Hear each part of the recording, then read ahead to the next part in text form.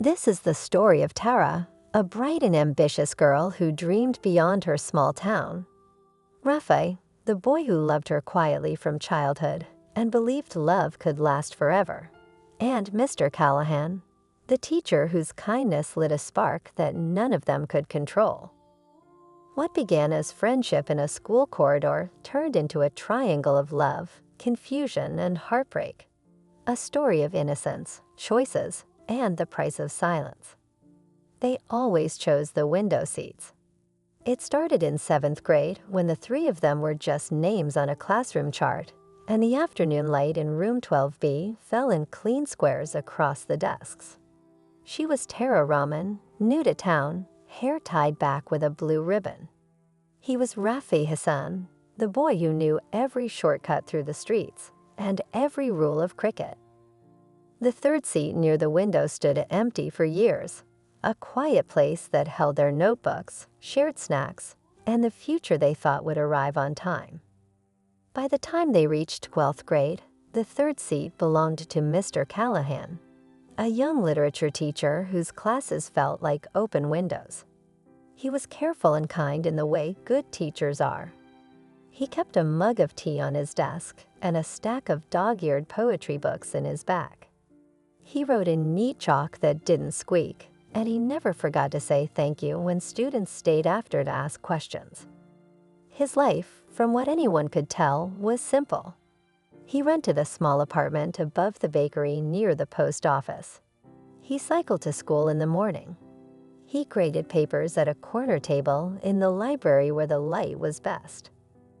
Tara and Rafe had grown together like two trees in the same yard.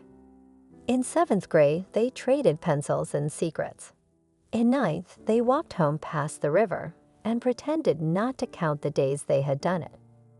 In 11th, when Tara won an essay prize, Rafe clapped so loudly, the principal laughed and the auditorium looked over as if applause could carry love into the air and set it spinning. They had never said the words out loud, not clearly, not with an ending period. But everyone around them understood. They were the pair you expected to see at festivals and school functions. He saved her a seat at assemblies. She kept him honest about homework. Their families smiled at each other across parent nights and said Inshallah and meant it, not as a plan but as a permission for hope. Senior year changed the weather. On the first day of 12th grade, Mr. Callahan wrote a single line on the board, "Tell me where it hurts." He said it was a line from a poet who believed that truth begins in the places we are afraid to touch. Then he opened a paperback of The Great Gatsby and asked whether a dream can be both beautiful and destructive at the same time. He didn't call on the front row first. He looked at the back, at the shy students who hid behind hair and hoodies, and invited them to speak in a way that did not make speaking feel like a test. The room shifted. People who never liked literature started listening. Mr. Callahan didn't simplify hard ideas. He made students brave enough to meet them. Tara loved words before that class, but now her love had direction. She stayed after school and asked about narrative point of view. She brought him poems she wrote late at night and asked whether a metaphor could be too proud of itself. He suggested she cut the last line and trust the reader. She winced, laughed, and thanked him. Boundaries were clear. He was her teacher. She was his student. He never commented on her appearance, only on her work. When college counselors visited, he encouraged her to apply far and wide. When she wrote about the river that split their town like a zipper, he wrote, "This is honest," in the margin and underlined the word. When the class discussed difficult stories, he moderated gently and shut down cruelty without humiliating anyone. Rafi tried to understand the new map. He had always been steady. He worked evenings at his uncle's electronics shop and saved for a motorbike he was sure would carry him into the kind of life that looked old-fashioned and good. He planned to study engineering at the nearby university. He liked chalk lines, soccer fields, the quiet pride of fixing something with his hands. He wasn't jealous of words. Not exactly. He was afraid of the way Tara glowed when she talked about them. At lunch he saw her at the library table with Mr. Callahan's scribbled notes in the margins of her essay, and felt left behind by a language he hadn't learned. Tara insisted that nothing had changed, that she and Raphael were still them, still the two trees in one yard. She reached for his hand, and he held it, and they both pretended the ground didn't feel different. Rumors arrive like rain in a coastal town. No one starts them. Everyone participates. A classmate saw Tara and Mr. Callahan both leaving the library as the janitor locked the doors and said they looked too serious. Another said Tara's poems had a voice that sounded older than 18. Someone else said Mr. Callahan had a way of speaking that made a person think he understood them more than he actually did. The rumors didn't accuse. They hovered. They turned into glances and whispers that followed Tara down the hallway. She could have stopped meeting with him after school, but their conversations about literature had become the one place she felt completely awake. She started keeping a notebook just for his class. She kept it inside a lacquered box on her desk at home, like a small engine that powered her days.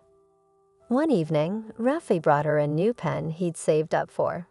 It was not expensive, but it felt solid in the hand and made her handwriting look more certain. She hugged him and said thank you.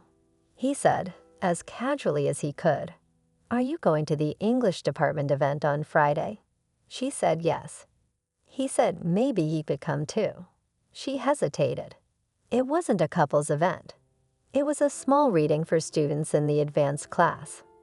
Technically, anyone could attend, but she imagined him among the chairs, patient and loyal, and she felt guilty for wanting to protect this part of her life from his kindness. He came anyway. He stood in the back and listened while she read a piece about rain that came without thunder. She sounded clear and careful. The room was proud of her, the complicated kind of pride that arrives when someone you know dares to use their voice.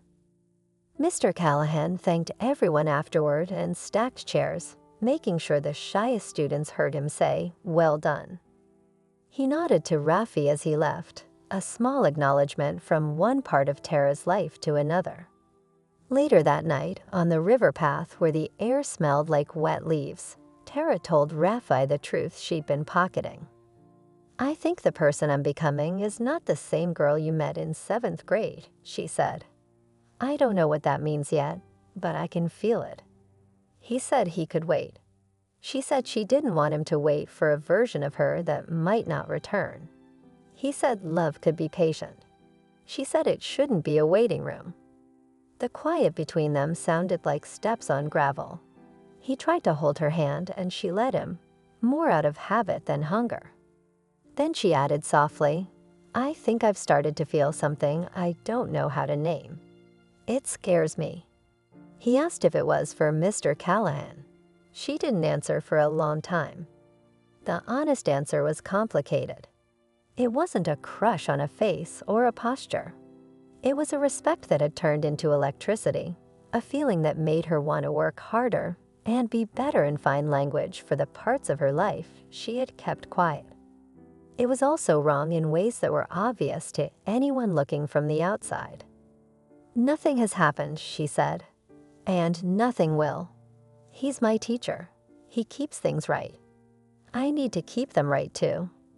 But I can't pretend I don't feel different." Rafi nodded and tried to swallow something too large to swallow. He did not yell or accuse. He said, "Then be honest with me." She said she was trying. He said he would always be there. She asked whether always is a promise or a trap. He didn't answer. The next week, Tara told him they should take a break. She used careful words that tried to do the least harm. He said he understood. He didn't. He stared at the river until light went thin. He walked home feeling like the sidewalks had shifted, like every step was an act of balance. He told no one for a while. He tried to move forward like a person who had agreed to a plan. But grief isn't paperwork. It shows in the small, clumsy places. He forgot to laugh at a joke in chemistry. He overcooked rice at home and ate it anyway. He went to the electronic shop and fixed a dozen small things that suddenly seemed impossible. Then, because keeping quiet felt like drowning, he told a friend. He intended to say only that his heart hurt and that life had complicated itself. But his words rushed and knocked over other words. By the end of the conversation, the friend had understood something very different, that Tara loved her teacher in a way that crossed lines. It wasn't what Rafi meant, but he didn't correct it fast enough, and once a rumor slides from one mouth to another, it becomes a stone rolling downhill. People started watching. Tara felt it. She knew nothing improper had happened, but the unease knotted in her stomach all the same. She began to sit 2 rows back in English instead of by the window. Mr. Callahan, noticing the room's change in temperature, moved students into a different seating plan and instituted office hours with the door open and a colleague nearby. He told the class that boundaries keep communities healthy and that any meeting about work would happen in the open. He spoke like a teacher who had seen this before and had learned how to protect students as well as himself. It should have ended there with clarity and care and a quiet sadness dispersed by time. But Rafi didn't find relief in rules. He found humiliation in the story that kept being told without him. Every time he saw Tara carrying Mr. Callahan's comments on her essay, his chest tightened. He went home and scrolled through old photos of her laughing and felt like someone standing outside a house where the lights are on. He started checking her public profiles more than he meant to. He learned how to read the new codes of her life. A photo of a book turned face down on a table, a caption line from a poem, the way her friends wrote, "Proud of you," under her posts, and not "you two" under theirs. He thought about confronting Mr. Callahan after class, but the thought made him feel small, and he had spent his whole life trying not to be small. He considered asking Tara's parents to intervene, but he knew how quickly that could turn into a story that none of them could control. He imagined 100 versions of a conversation that would return the world to its old shape and then hated himself for wanting what was already gone. Desperate people do clumsy things. They also do calculated ones. In late October, Rafi opened a private account and started collecting screenshots of partial conversations, photos he could crop, and anonymous rumors posted on message boards. None of it amounted to wrongdoing. In the wrong frame, it looked like it could. He pasted timestamps out of order. He cut away the parts of sentences that made the picture complicated. He wrote a letter to the school board under a false name and attached a file labeled evidence. He did not tell himself he was lying. He told himself he was protecting someone he loved from making a mistake she would regret. He told himself that the truth would come out anyway, and that he was only hastening a process that would save her. The school took the complaint seriously. They had to. An administrator called Mr. Callahan in and asked direct questions with the door open and another adult in the room. He answered calmly and provided his email history, which he had kept on school servers as required. None of it suggested impropriety. The investigator interviewed Tara in the counselor's office with the counselor present, and Tara, who never lied well, told the truth. She admired her teacher. He had never crossed a line. Their conversations were about writing and about college. They had always happened where other adults could see them. She felt uncomfortable being the subject of a complaint that seemed to say more about the people telling it than about her life. The school concluded there was no evidence of wrongdoing, but they also knew that reputations do not heal as quickly as files close. They placed Mr. Callahan on paid leave for the remainder of the term, not as punishment, but as a way to let the noise die down. When the news leaked that he was out for the term, the rumor mutated. A leave of absence can be anything you want it to be. Some students assumed guilt. Others felt wronged on his behalf. Tara came to school the next day and the hallways felt tilted. Her friends hugged her in the bathroom and told her they believed her. She believed herself. She also felt something break that had nothing to do with fault. She sat in the back of the library where the light used to feel like a promise and cried into her sleeve because nothing about words felt clean anymore. Rafi saw what he had done and realized there was no relief inside it. He had imagined a clear outcome, a wrong set right, an old life returned. Instead, he watched Tara move through school like someone trying to carry a glass of water across a crowded room.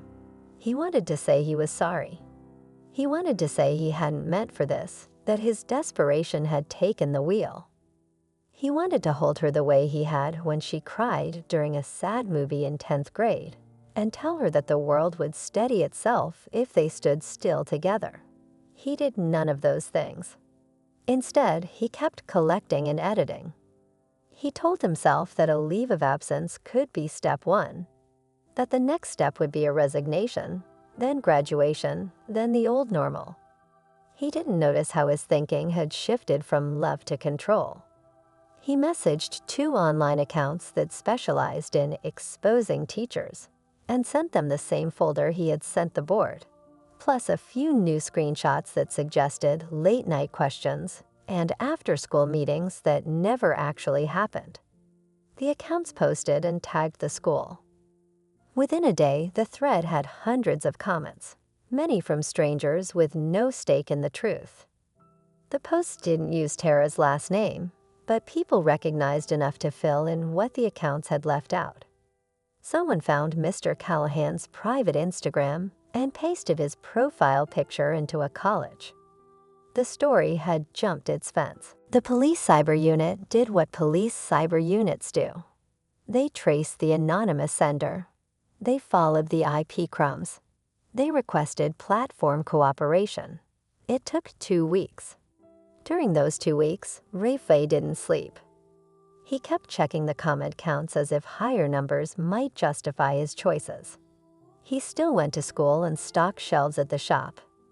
He answered the phone at home and said yes, ma'am, and no, dad, and tried to remember whether he had always felt like a person who could be found. When the officers knocked on the Hassan apartment door, they were polite. They asked to speak to Rafi. They asked questions in a calm, structured way. They explained that false accusations about professionals cause real harm and that the law treats digital harassment and defamation as seriously as harm attempted in person. They did not accuse him of violence. They accused him of manufacturing evidence, distributing it at scale, and interfering with a lawful investigation. The charges did not put him in handcuffs in front of his neighbors. He went with his father to the station. He answered questions. He looked small in a chair that was too big for him. He thought of the 7th grade classroom and the easy square of light, the way Tara's ribbon had looked like a flag, and the way their teacher back then had laughed when a chalk broke clean in 2. He had wanted a simple life and had built a complicated mess instead. The school reinstated Mr. Callahan quietly, but he did not return that year. He moved to a different town and a different school. He told friends he still believed in teaching, but he kept his head down in a way he hadn't before. Tara finished the term with grades that looked steady and a heart that felt anything but. She stopped posting online. She wrote in a paper notebook and hid it behind the radiator. She tried to think about college essays, and not the way her name had traveled through mouths she would never meet. Rafi's case moved forward. There were hearings and meetings, and an agreement his lawyer negotiated that kept him from a long sentence and placed him instead in a youth facility with a digital harassment education program, mandatory counseling, and community service. He would carry a record. He would also carry the truth of what he had done, which lived in him heavier than the law did. People told the story of what happened in 3 neat versions. In one version, a girl broke a boy's heart and he lashed out. In another, a teacher and student flirted with a line and paid the price when someone shouted. In the third, the internet did what it always does and turned a complicated life into a theater for strangers. None of the versions felt like the whole thing. The whole thing was 3 window seats, and the wait time moves like a tide through rooms you thought would always feel the same.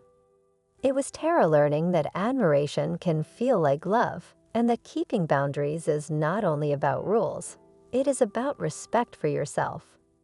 It was Refi learning that control dressed up as protection is still control, and that love cannot turn a lie into a rescue.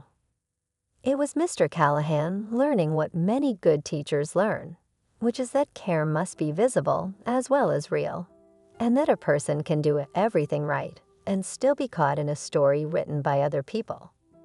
Graduation arrived on a bright day that looked as if the year had not been messy at all. The principal read names, families cheered, phones recorded. Tara crossed the stage and smiled because smiling was easier than explaining. Rafi did not attend. He watched the live stream from a common room at the facility, a plastic cup of water sweating on the table beside him. When Tara's name was called, he stood without meaning to. No one saw. He sat down again.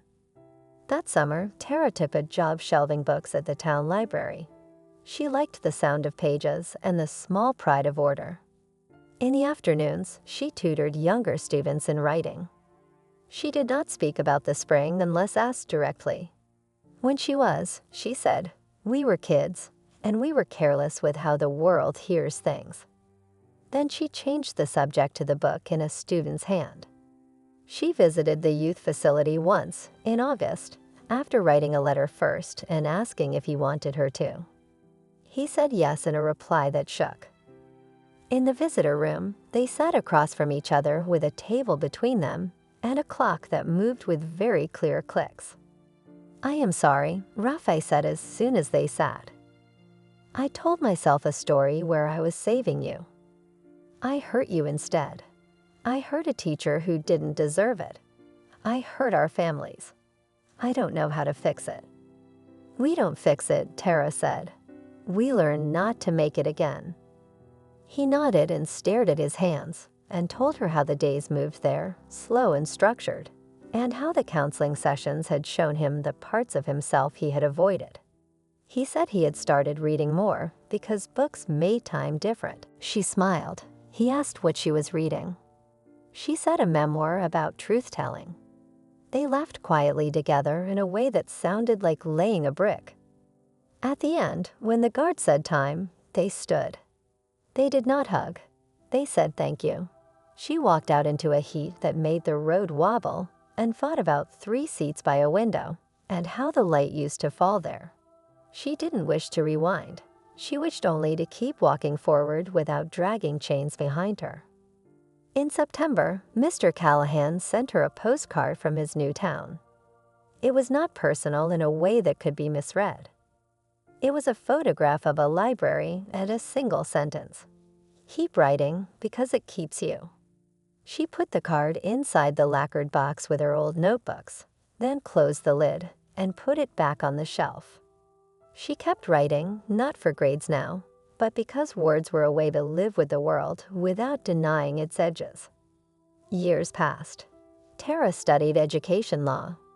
She shadowed counselors who help schools design systems that protect students and teachers at the same time. She returned to her town as a consultant once and stood in room 12V while a new teacher wrote quietly on the board. The windows were the same.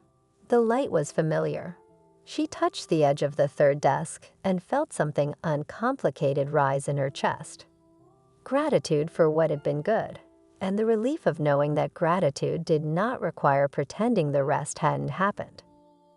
Rafi finished his sentence and took classes that taught him digital ethics.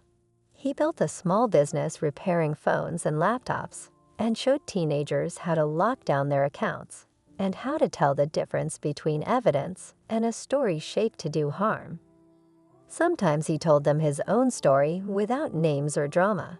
He said, "There are things you cannot take back." So be careful with the part of you that believes a good intention cancels a bad action. Mr. Callahan kept teaching. He married a scientist who loved fungi and early mornings. He biked to work in his new town. When students stayed after to talk about poems, he kept the door open, not only because the rules said so, but because the air felt right that way. He never forgot the spring when a rumor had turned his life into a shape he couldn't recognize. He also never forgot that the vast majority of days in a classroom are good, ordinary days where a young person learns a sentence that will keep them company for the rest of their life. If you had asked them, years later, to describe what happened in one sentence, they might each have said something different. Tara might have said, "We were young, and the truth had more weight than we knew what to do with."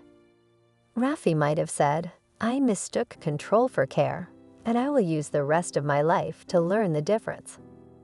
Mr. Callahan might have said, "Trust is a public act, not a private feeling." But there was another sentence, the one written quietly under all the others. No one struck anyone. No one bled. And still, a great deal of harm was done. We learned that violence is not the only way to break a life, and mercy is not a single moment, but a practice we have to keep choosing. On a rain-bright afternoon many years later, Tara walked past the school on her way to the library. The windows of room 12V glowed. Inside, a trio of kids sat by the glass and argued about a poem that compared a river to a zipper. She smiled and kept walking. She did not feel like a ghost there.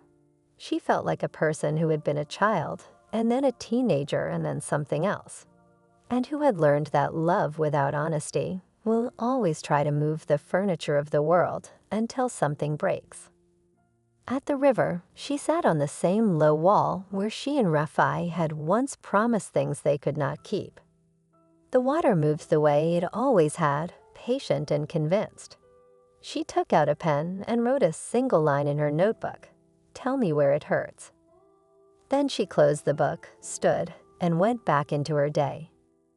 The 3 seats by the window stayed where they were, catching the afternoon light, waiting for whoever would sit there next and learn, in their own fierce, clumsy way, how to keep a heart from turning into a weapon, and how to love without turning the truth into a casualty.